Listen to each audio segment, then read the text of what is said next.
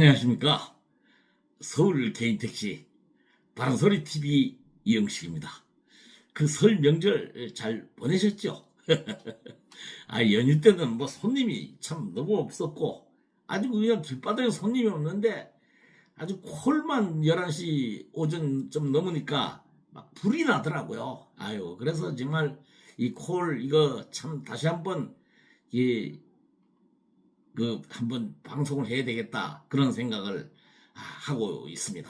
오늘은 그보다도 이제 약 보름 전에 저희 현실로 다가오는 복지의 파산이라는 제목의 방송이 나간 후에 그 이영씨가 인기를 얻기 위해서 근거도 없는 방송을 해서 괜히 이 조합에 분란만 일으킨다고 비난하는 조합원들이 있다고 그런 말을 전해 들었습니다.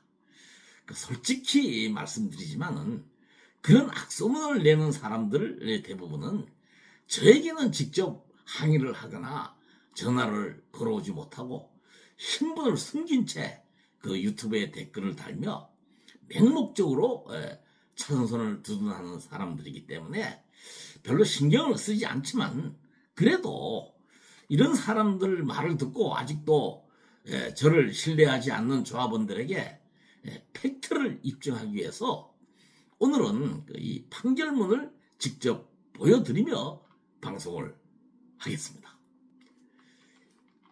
이 판결문이 탈퇴한 1만여 명 조합원 중 42명 조합원이 자신들이 지금까지 납부한 복지할당금, 즉 원금을 즉시 돌려달라고 제기한 소송의 1심 판결문입니다. 여기에 원고 A는 그 42명 조합원이 선임한 변호사이고, 피고 1 B는 복지회, 피고 2 C는 조합이며, 선고일은 2023년 8월 9일에 한 것입니다. 그리고 보시는 바와 같이 피고 1 복지회는 원고의 청구 금액을 지급하라고 이제 이 부분은 인용을 했고, 피고 2 조합에 대한 청구는 기각한다라고 이제 조합에는 책임이 없다, 뭐 이런 취지로 선고를 한 것입니다. 이 사건의 판사의 판단 요지는 대법원 판례를 인용해서 복지회가 조합의 하부 조직의 하나라고 하더라도 별개의 독립된 비법인 사단으로 볼 수 있다고 하였고, 복지회는 회원의 복리 증진을 목적으로 복지회 규정을 별도로 만들어 이에 근거해서 운영위원회 및 임직원을 두는 등 조직을 갖추고 있으며, 조합의 자산과 분리된 복지회 고유의 자산을 형성하는 등 독자적인 활동을 하고 있으므로 피고 조합과는 별개의 독립된 비법인 사단이라고 할 것이다 라고 판단을 했습니다. 그리고 중요한 것은 복지회 규정은 그 정관의 성격을 가지고 있으므로 복지회 변경에 관해서는 총 구성원, 즉 그 복지회에 가입하고 있는 회원들의 그 총 회원들이 3분의 2 이상의 동의가 있어야 할 것인데, 피고 조합 이사회가 이 모든 별개인데 그 규정을 개정을 하고 뭐 의무 가입, 뭐 강제 탈퇴 안 된다, 뭐 이런 규정을 개정한 것은 전부 무효라고 판단을 했습니다. 이러한 이유로 그 여러 가지 정황, 이제 재판 과정에서 그 양측 변호사들이 제기한 뭐 여러 가지 그 준비 서면이 있고, 이것을 다 그 정황, 이유, 이것을 이제 다 종합해서 이 판사는 조합과 복지회는 별개의 독립된 단체라고 선고를 했는데, 차수선 이사장은 이 판결에 대해서 청구금 건에 대해서만 항소를 하고 조합과 복지회가 별개의 독립된 비법인 단체라는 판결에 대해서는 항소를 하지 않았습니다. 그래서 1심 판결 항소 마감일인 2023년 8월 19일자로 복지회는 조합과 별개 단체라는 사실이 대한민국 법원에 의해서 확정되기에 이르는 것입니다. 이래도 이제 조합의 책임이 없고 이 복지회가 이제 빈 껍데기뿐이라는 저희 주장을 믿지 못하겠습니까? 그렇다면 내가 더 설명을 더 드리겠습니다. 지금 복지회 현실은 작년 2024년 11월 말 현재 매월 7만 원씩 할당금을 내고 있는 조합원 숫자는 37,574명입니다. 그리고 미지급 금액이 약 720여억 원. 그리고 차를 팔고 번호표를 받아서 기다리고 있는 회원들이 약 3,600여 명. 그런데 매월 이 7만 원씩 받아가지고 할당금 7만 원씩 받아가지고 매월 지급할 수 있는 소화할 수 있는 회원이 120여 명에 불과하다 이겁니다. 모자란단 말이죠.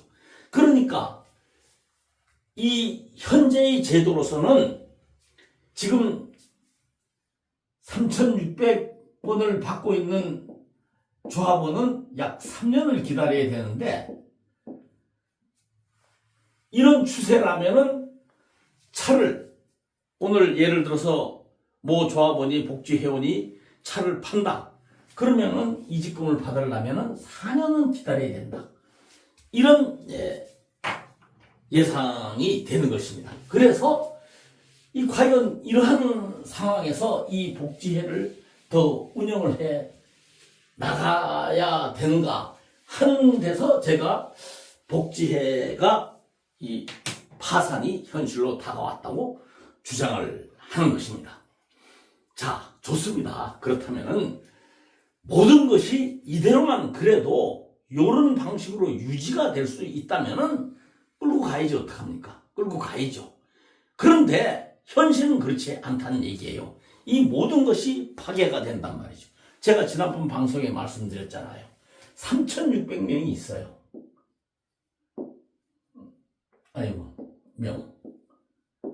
번호표. 그런데 지금 42명 조합원들이 1심에서 승소를 했잖아요. 그리고 이 42명 이외에 약 7 내지 800여 명 조합원들이 똑같은 방식으로 현재 소송을 제기하고 있는데 이것을 1심 재판부가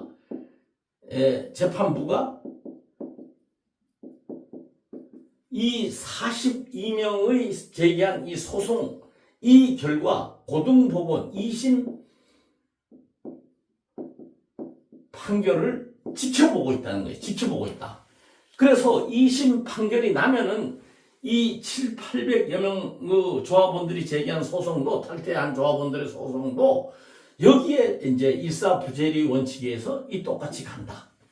이렇게 된다는 거죠. 그런데 이 42명 1심에서 승소한 조합원들이 강제 조정이 내려왔잖아요. 그것을 우리 조합에서 이제 변호사가 이 신청을 제기했는데 이 신청을 판사가 양쪽을 불러놓고 이렇게 하는 것이 어떻겠느냐 판사가 조정안을 제시했단 말이에요.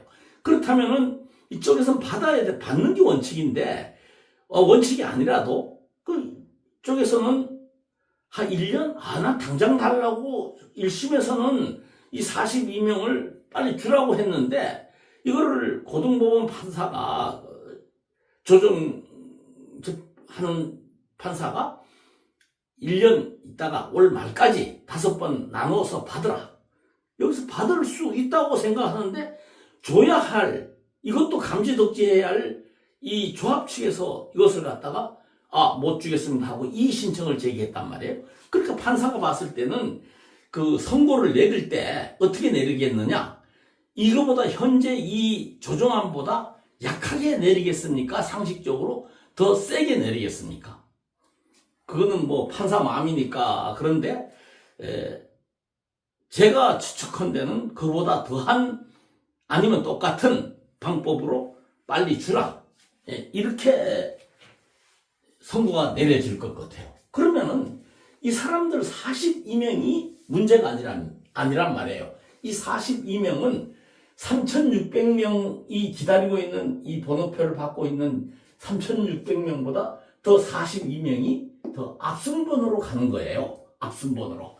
그러면은 1심 재판을 이 고등법원 판결을 보고 지켜보고 있는 7,800여 명 조합원들이 소송을 제기한 조합원들 재판부는 일사부재리 원칙에 의해서 이 고등법원 판결을 그대로 준용할 것인데 이렇게 되면은 또 약 7 내지 800여 명 조합원들이 이제 앞순서로 가게 되는 것입니다. 앞순서로 가면은 복지회에 지금까지 지켜져 온 그 기본 규칙이 절차가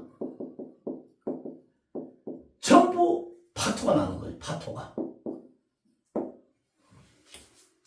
그런데 이런 파토가 나는 이런 것을 우리 눈으로 뻔히 보면서도 아무 소리 말고 우리가 한 달에 7만 원씩을 37,573명이 7만 원을 밑빠전도에 물붓기식으로 납부하라고 하는 것이 현재의 제도라는 말이죠. 그래서 저는 평소에 여러분들도 아시다시피 복지의 탈퇴를 가장 적극적으로 반대하는 사람 아닙니까? 제가 보수교육청 나갔을 때도 저에게 많은 조합원들이 와서 이영식 씨 이거 복지에 진짜 그대로 있어야 됩니까? 이 7만 원 이거라도 우리가 탈퇴한 사람들은 이 돈을 안 내지 않습니까? 이거 그냥 있으세요. 있으시면은 이게 좋은 방안에 우리가 힘을 합치면 나올 수 있습니다. 라고 얘기했는데 제가 이 고등법원의 그 강제 조정을 보고는 이게 아니다. 지금 이거 하루라도 급하게 이거 결단을 내지 않으면은 이거는 진짜 더 우리는 나머지 남아있는 복지에 남아있는 조합원들의 참 그 우라가 터미는 이 화병 날 거예요. 이건 감당을 못한다. 그래서 지난번 방송에 얘기했잖아요. 파산 그 법에 의해 따라서 파산 신고를 해야 된다. 파산 신고를 하면은 이것을 만약 안 하고 있으면은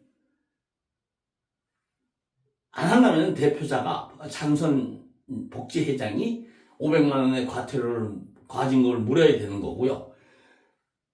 그것을 그런 지경까지 가게끔 보고 있는 감사들이 보고 있으면 감사에게도 그 책무가 있습니다. 그 감사들은 창선 이사장에게 정식으로 파산 신고를 하십시오라고 권유 내지는 통보를 해야 되고 창선 이사장이 며칠 내로 그것을 안 하게 된다면은 이 감사들은 서울시에다가 주무감청인 서울시에다가 이 사태를 보고할 의무가 있는 거예요. 보고를 해야 돼요. 그러면 서울시는 이 보고를 감사들에게 이 보고를 받고는 차선선에게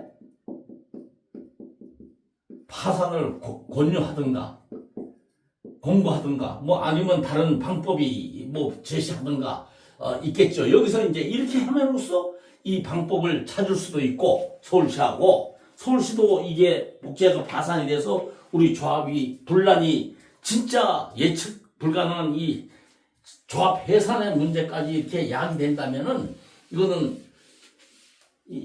서울시도 큰 문제이기 때문에 어떤 대책을 여기서 실마리도 또 나오지 않을까 하는 한 뭐 신랄 같은 희망도 한번 가져보게 될 수 있는 문제지 이것을 지금처럼 쉬하고 있을 그러한 상황은 분명히 아니다. 난 이 말씀을 드리는 것입니다. 복지회 그렇다면은 파산을 하고 그 후에는 어떻게 해야 되느냐? 지난번 방송에서 얘기했지만은 우리가 37,574명은 지금까지 조합이 하라면 하고 시키면 시키는 대로 해왔다 이겁니다. 그러니까 우리를 조합이 보장해달라. 그러니까 우리 이 현 제도를 조합에서 같이 뭐 복지사업부라든가 뭐 또 아니면 뭐 이직금 준비부라든가 뭐 이런 뭐 명칭으로 이름을 줘서 조합 소속으로 해달라. 그렇게 하면은 우리는 그나마 안심을 하고 수가 있지 않느냐. 그러면 여기서 이렇게 해놓고 우선 그리고 대책을 방법을 여기에서 무슨 가상금 제도 전면 백지화라든가 또 복지법인 제가 항상 주장하지만 복지법인 해산을 해서 차승선이도 20대 그 공약집에 보니까 복지법인과 조합을 통합한다고 그런 그 공약을 써놨더라고요. 그럼 복지법인을 해산해서 그 조합 복지 사업을 솔직한 얘기로 제가 2년 동안 비록 잘리긴 했지만은 감사직에 있으면서 실질적으로 보고 느낀 바가 가스 장사 복지 사업 우리 복지법인에서 하고 있는 이 사업은 대박이 나는 사업입니다. 현재도 상당한 이익을 남기고 있는데 그것을 관리가 부실하고 그리고 제반 떼어 나가는 게 참 많습니다. 그래서 이것을 조합이 관리를 하면은 이 해산에서 조합이 이 사업을 해서 여기서 나온 이직금을 갖다가 이쪽으로 돌리는 방법. 이것이 진정한 그 이직금을 충당할 수 있는 방법이지 차승선이가 얘기한 그 반쪽짜리 양수도 사업 이거는 정말 잘 될 수도 없거니와 잘 돼봤자 그 충당금도 얼마 되지도 않을 뿐더러 잘 돼봤자 강순구 그 지금 마이캡 거기 블랙핀의 그 대표 강순구의 자회사 내가 인터넷을 뒤져보니까 한국모빌리티 양수도 사업하는 이 회사가 블랙핀의 자회사라고 하더라고요. 이게 참 냄새가 많이 나는 이게 연관이 이렇게 돼 있어요. 이건 뭐 언젠가는 뭐 이게 세월 지나면 좀 제대로만 하면은 밝혀질 일이겠지만은 지금 현재로서는 심증은 가는데 물증이 없다. 뭐 이런 말씀을 드리겠습니다. 어쨌든 이 부분은 복지에는 파산은 현실로 다가왔다. 이러한 부분이니까요.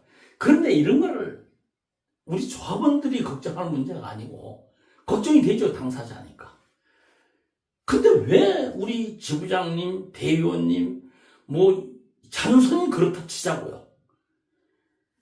그 왜 이사님들이 그걸 신경을 안 쓰는가? 신경을 쓰는 척 하면서도 왜 이런 걸 갖다가 대책을 이게 논의를 하지 않는가?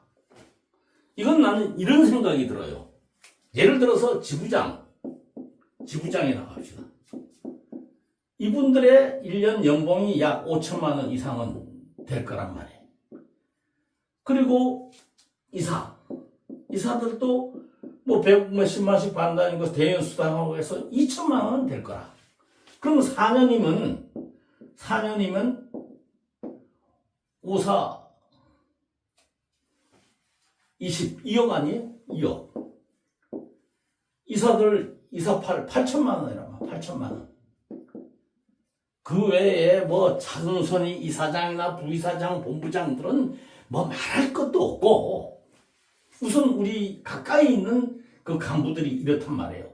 그러니까 8천만 원, 2억 이상의 이 조합돈을 이미 수입을 챙기는데 이까지 뭐 이직금 2, 3천만 원 이거 뭐 그거 신경 쓸 일 없잖아요. 그냥 이 현 체제로 무사히 가서 내 임기 동안 내 월급 따박따박 수당 따박따박 받아 먹으면은 이직금 이까지 아무것도 아니니까. 그래서 신경을 쓰지 않는 것이 아닌가, 이러한 의심도 들어가는 거예요. 왜 내 같은 사람이 일반 조합원이 이 직검에 대해서 이렇게 걱정? 저 34년 됐는데요. 34년. 참 제가 지금까지 그 34년이면 그 할당금 납부한 게 약 2천만 원 정도 될 텐데, 이것도 지금 못 건지게 될 그런 위기가 왔다. 그래서 빨리 현실로 다가온 서울조합 복지의 파산, 이 제목으로 방송을 한 것이고요. 오늘은 진짜 그 판결문하고 이런 거 다 팩트로 보여드렸잖아요. 그러니까 저희 고민을 같이 공유를 하셔가지고 이것이 빨리 해결될 수 있는 방법, 이런 것이 강구돼야 되지 않겠나, 이런 생각을 합니다.